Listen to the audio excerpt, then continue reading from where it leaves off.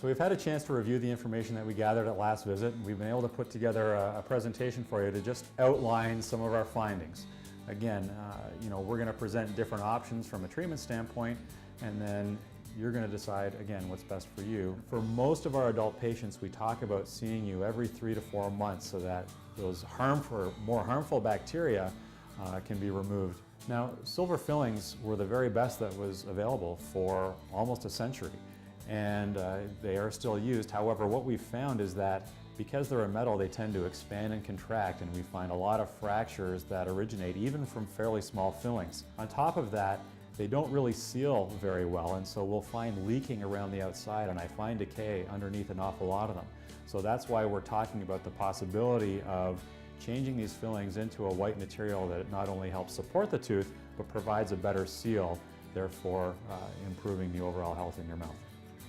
So one of the other interesting areas that I noted when we were asking you some questions was regarding your history of snoring and being on a CPAP machine. And our office has done a lot of training in regards to sleep apnea because it ties in a lot with some of the temporomandibular or TMJ issues that we've been working with for several years. There's a lot of crossover, so we find a lot of people that have sleep apnea issues also have TMJ issues, and you noted TMJ issues being your jaw joint.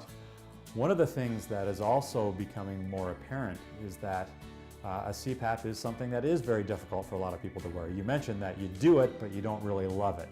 It is not understating it to say that it's a life-saving treatment. Anytime I see someone who dies at an early age suddenly, my mind starts to go, did they have an underlying sleep disorder that was undiagnosed, not noticed, that led to some of these cardiovascular issues that led to sudden death?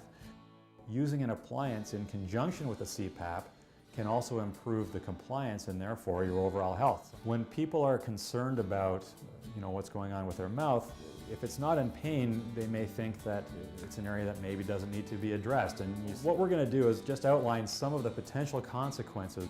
If we're not seeing you on a regular basis to address some of these gum issues, it can lead to bone loss, it can lead to loosening of teeth and even loss of teeth.